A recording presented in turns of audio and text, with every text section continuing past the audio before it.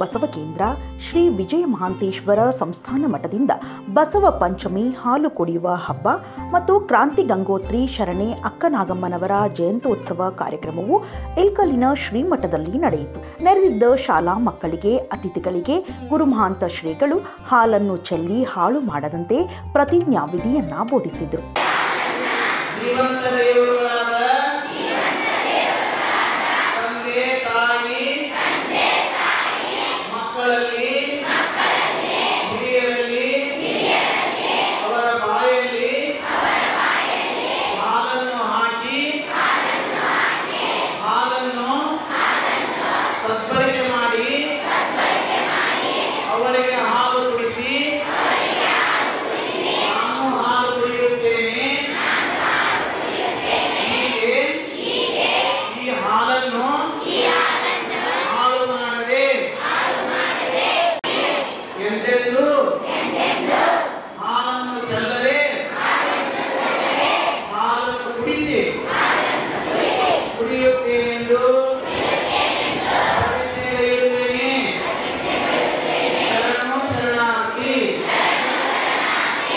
ಇಲಕಲ್ಲಿನ ಗುರುಮಹಾಂತ ಸ್ವಾಮಿಗಳು ಮಕ್ಕಳಿಗೆ ಹಾಲು ಕುಡಿಸಿ ಸಂಭ್ರಮಿಸಿದರೆ, ನೆರೆದಿದ್ದ ಶಾಲಾ ಮಕ್ಕಳು ತಾವು ಹಾಲು ಕುಡಿದು ತಮ್ಮ ಶಿಕ್ಷಕರಿಗೂ ಹಾಲನ್ನು ಕುಡಿಸಿ ಸಂಭ್ರಮಿಸಿದರು.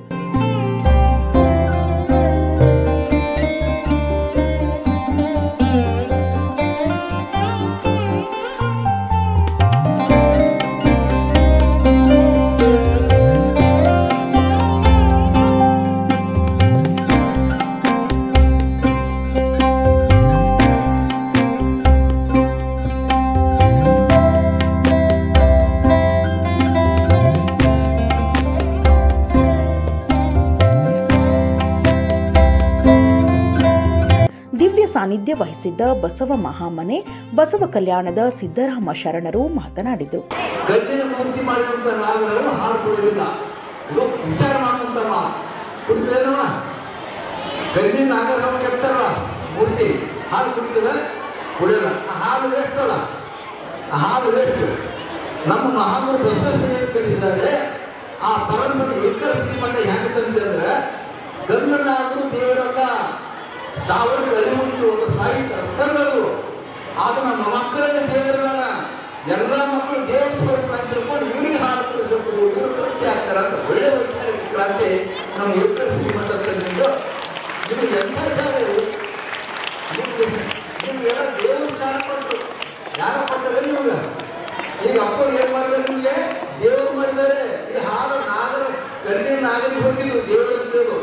ಆ ಜಾಗದಲ್ಲಿ ನಿಮ್ಮನ್ನು ಕೂಡಿಸಿದಾರ. ಎಂತ ಕ್ರಾಂತಿ ಇದು, ಬಹಳ ಅದ್ಭುತವಾದ ಕ್ರಾಂತಿ ಶ್ರೀಮಠ ಮಾಡ್ತಾ ಇದೆ.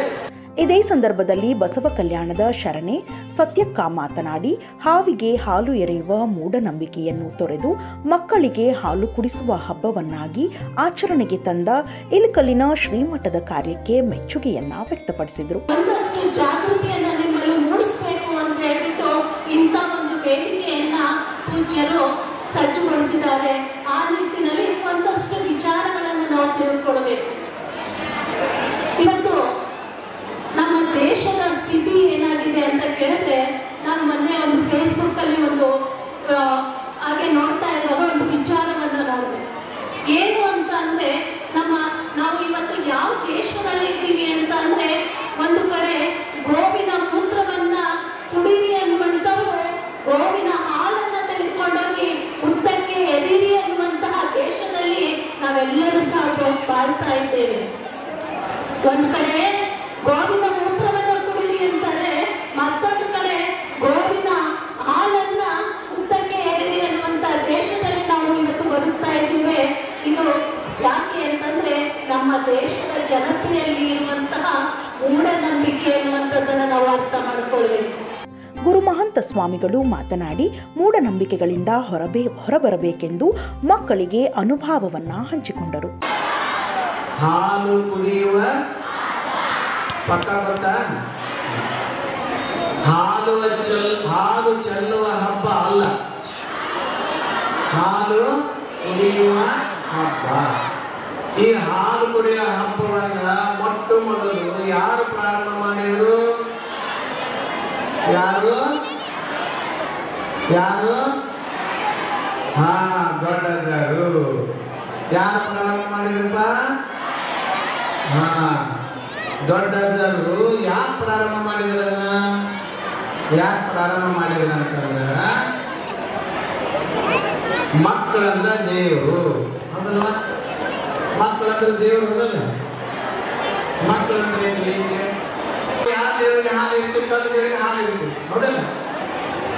ಮಾತಾಡಬೇಡ್ರಿ ಅವಿ, ಈ ಕಡೆ ಕಮ್ಮಿ, ಈ ಕಡೆ ನೋಡಿ, ಮಾತಾಡಬೇಡ್ರಿ. ಮುಗೀತ. ಜೀವಂತ ದೇವರಿಗೆ ಹಾಲು ಕುಡಿಸಿದ್ರೆ ಏನ್ ಬರ್ತೈತಿ? ಮತ್ತೊಂದೇನ್ ಬರ್ತೈತಿ?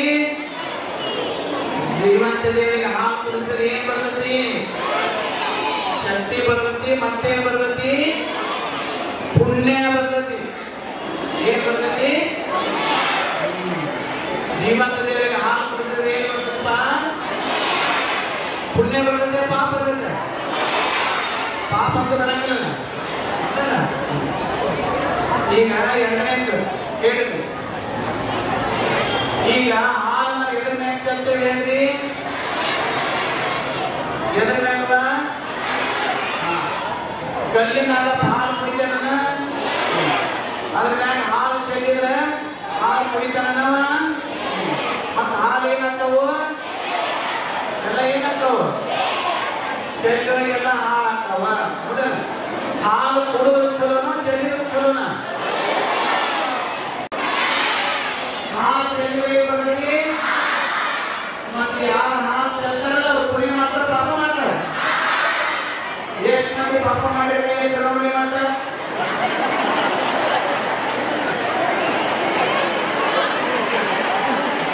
ಯಾರ್ಯಾರು ಹಾಲು ಚೆಲ್ಲಿ ಬಂದಿರೋ ನಾಡ ಪುಣ್ಯ ಅವರೆಲ್ಲ ಏನ್ ಮಾಡಿದಾಗ? ಪಾಪ ಮಾಡಿದಾಗ. ಅದಕ್ಕೆ ಹಾಲು ಕುಡಿಸಿದ್ರೆ ಏನ್ ಮಾಡಿದಾಗ? ಪುಣ್ಯ ಮಾಡಿದಾಗ. ಅದಕ್ಕೆ ಒಂದು ಕೆಲಸ ಮಾಡಿ, ನೀವು ಪುಣ್ಯ ಬರ್ಬೇಕು, ಪಾಪ ಬರ್ಬೇಕು. ಈಗಂತೂ ವಿಜಯ ಮಾನ್ಸೂರು ದೊಡ್ಡವರು ನಿಮಗೆಲ್ಲ ಹಾಲು ಕುಡಿಸ್ತಾರೆ. ಅವರಿಗೆ ದುಡ್ಡ ನೋಡಿ ವರ್ಷ ನೀವು ಹಾಲು ಕುಡಿಸಿ ದೊಡ್ಡವರು ಭಾಳ ಪುಣ್ಯ ಬಂದ್ಬಿಡ್ತಾರೆ. ಭಾಳ ಪುಣ್ಯ ಬಂದಾಗ ಅವರು ಭೂಮಿ ಮೇಲೆ ನಡೆದಾಡ ದೇವರಾಗಿರ್ತಾರೆ. ಈಗ ನಡೆದಾಡ ದೇವರಾಗಿರ್ತಾರೆ. ಎಲ್ಲ ದೇವರು ಪೂಜೆ ಮಾಡ್ತಾರೆ. ಯಾಕೆ ಮಾಡ್ತೀವಿ? ಈ ದೇವರಿಗೆ ಹಾಲು ಕುಡಿಸ್ತಾರೆ. ಈ ದೇವರಿಗೆ ಏನ್ ಮಾಡ್ತಾರೆ? ಹಾಲು ಚೆಲ್ಲಿದವರು ಹಾಲು ಏನ್ ಮಾಡಿದ್ರೆ ಕುಡಿಸಿದ್ದಾರೆ. ದೇವರಿಗೆ ಹಾಲು ಕುಡಿಸಿದ್ರೆ ಏನಾದ್ರೆ ಅವರು ದೇವರಾಗಿರ್ತಾರೆ.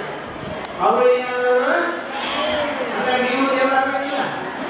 ನೀವು ದೇವರಾಗಬೇಕಾದ್ರೆ ಏನ್ ಮಾಡ್ಬೇಕು? ನೀವು ದೇವರಾಗಬೇಕಾದ್ರೆ ಏನ್ ಮಾಡ್ಬೇಕು?